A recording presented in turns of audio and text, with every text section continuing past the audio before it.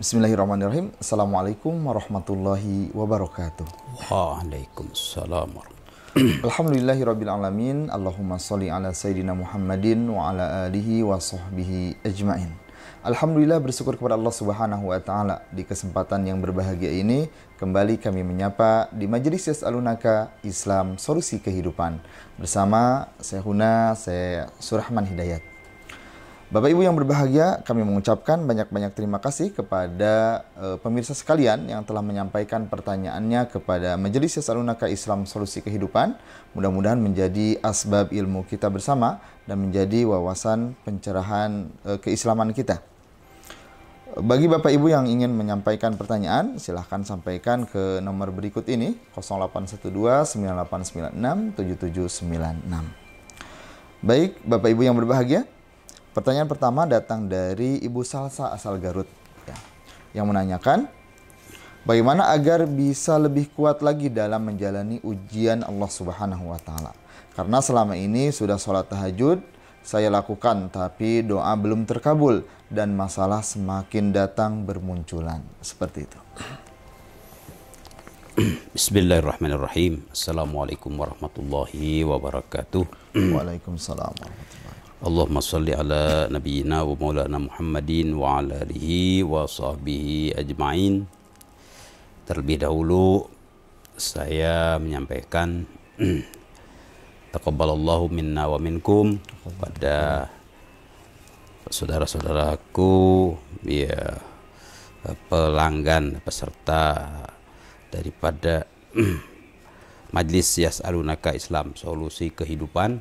Mudah-mudahan apa yang sudah kita lakukan, ya, diterima oleh Allah Subhanahu wa Ta'ala sebagai bagian dari amal soleh, amal jariah, keilmuan kita, ya. Amin ya Allah. Wa kullu am wa antum bi khair. Mudah-mudahan kita ketemu tahun berikut lagi dalam keadaan sehat walafiat, wal izzah wal barakah, dan dalam keadaan Islam, kaum muslimin dalam keadaan mulia, ya, dan penuh keberkahan. Amin ya rabbal alamin.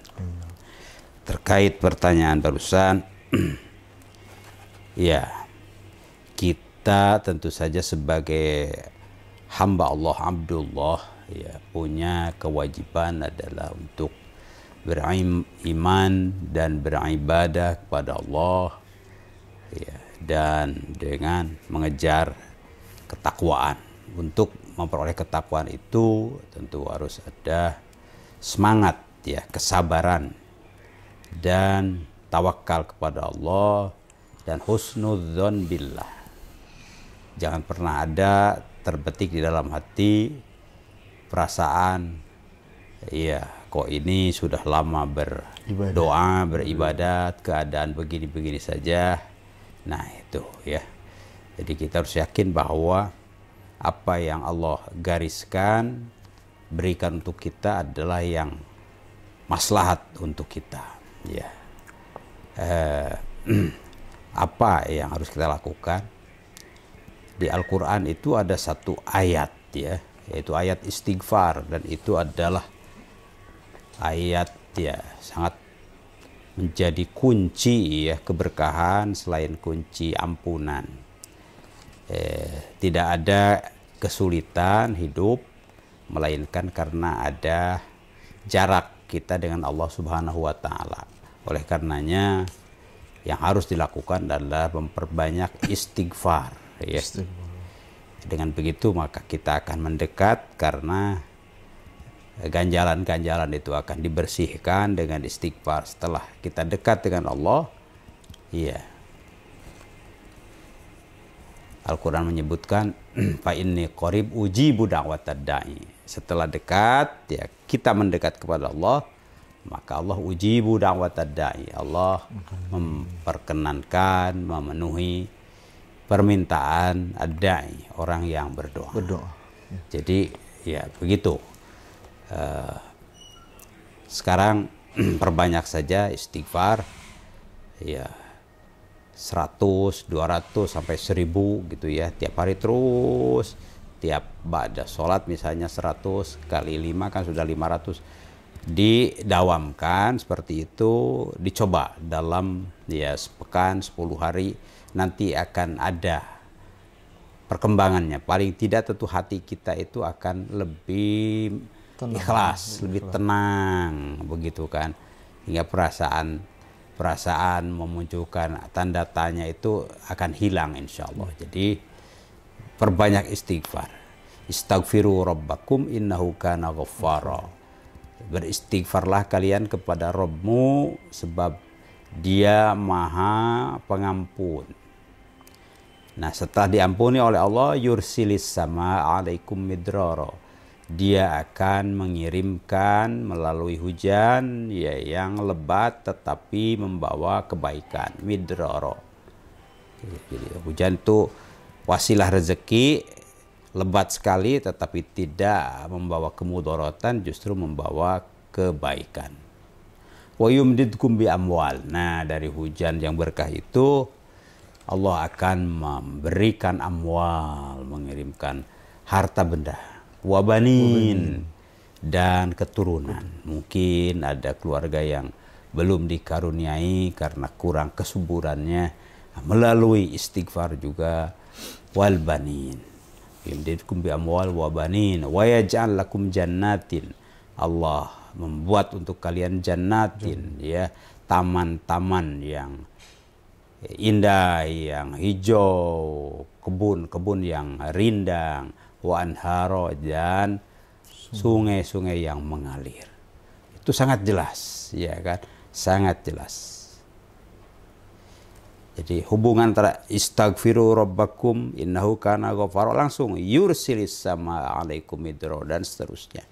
Jadi perbanyak saja membaca istighfar insyaallah taala. Terima kasih atas penjelasannya. Pertanyaan berikutnya datang dari Bapak Wahyudin asal Riau. Apakah boleh belanja menggunakan voucher? Soalnya voucher itu bisa dikatakan tidak resmi karena tidak semua orang memilikinya. Itu seperti apa hukumnya?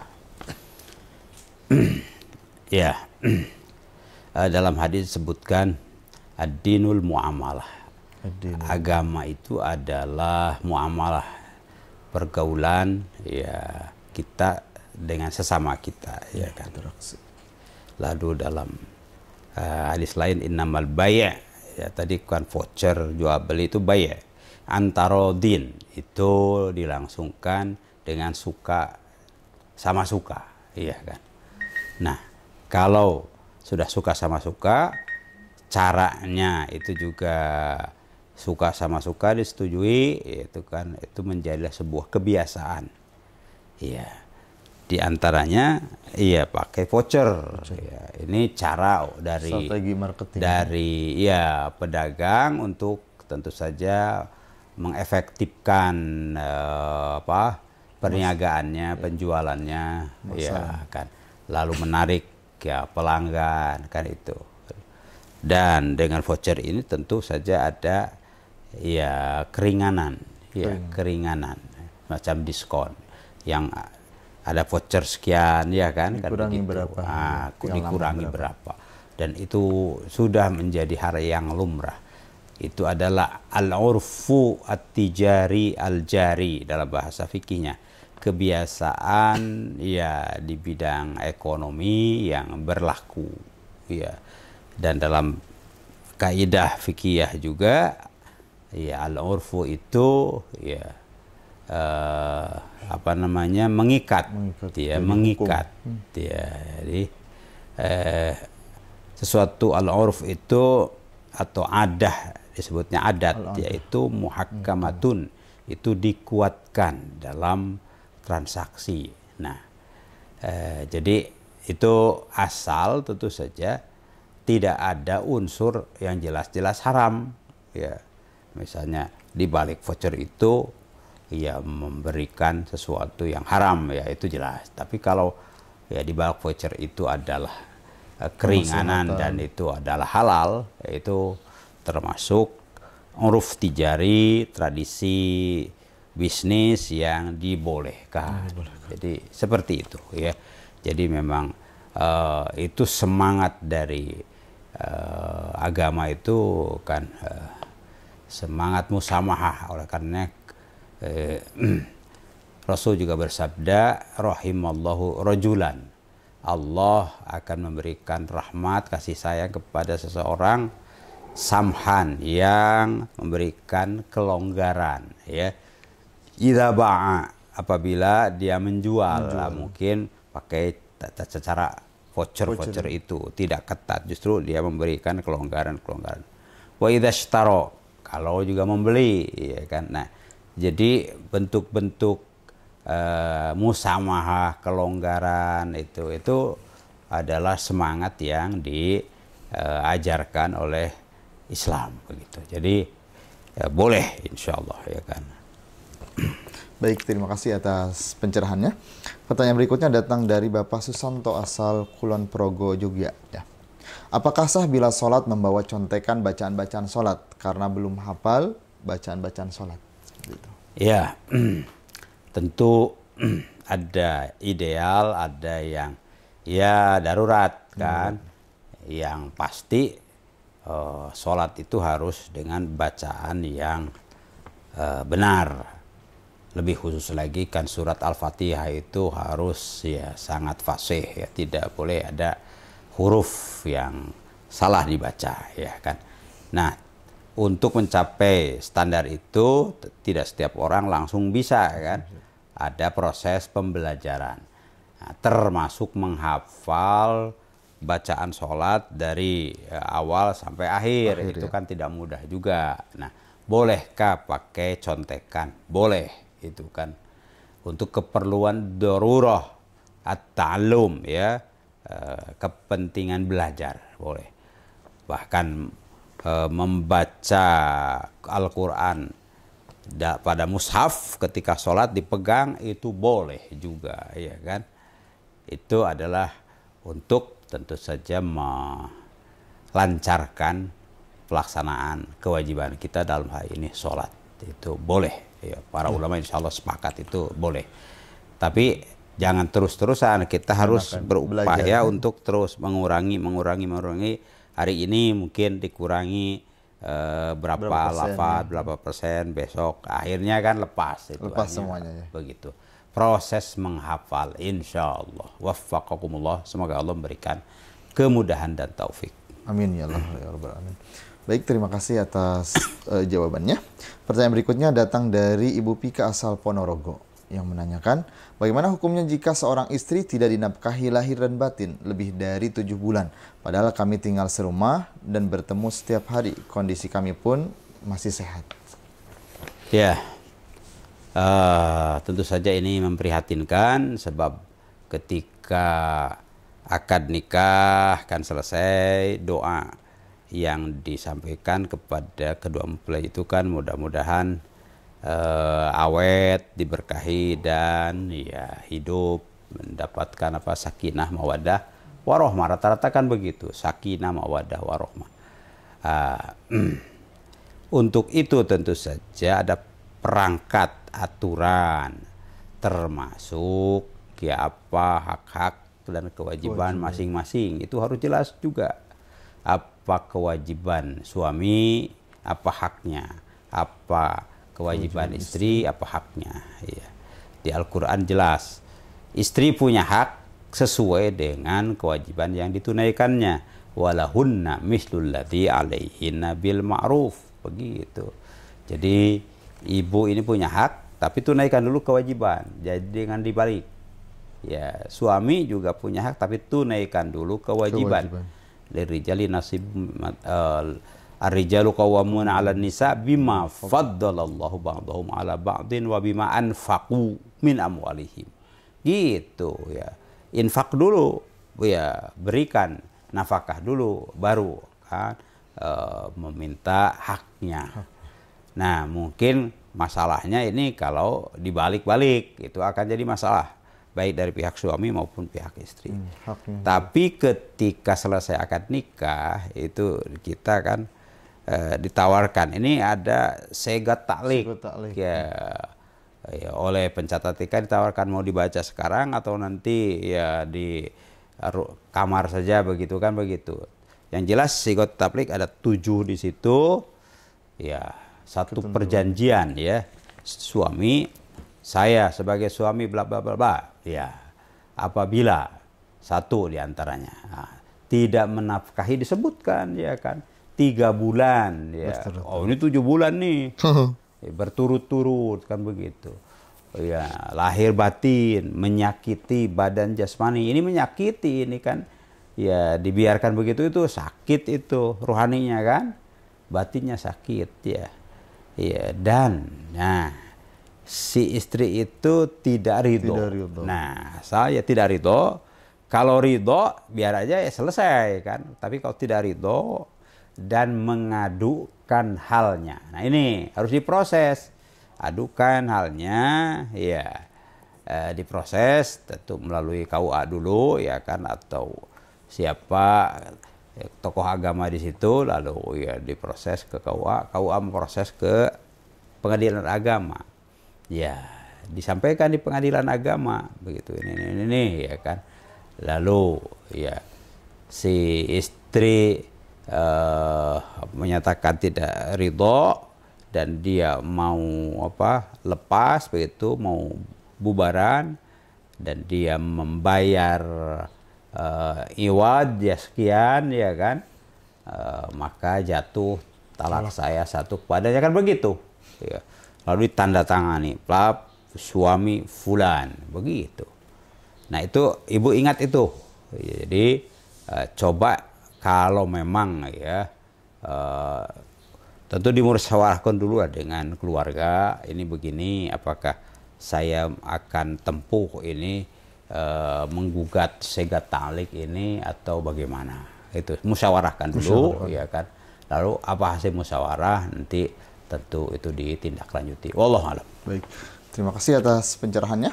Pertanyaan berikutnya datang dari Bapak Yuda asal Jember yang menanyakan, pekerjaan saya jual beli buku ke sekolah-sekolah. Ada beberapa sekolah pembelanjaan buku dari anggaran pemerintah ataupun dana BOS.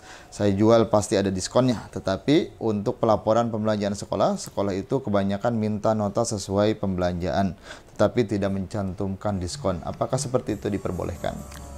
Nah, lagi-lagi ini tadi kan soal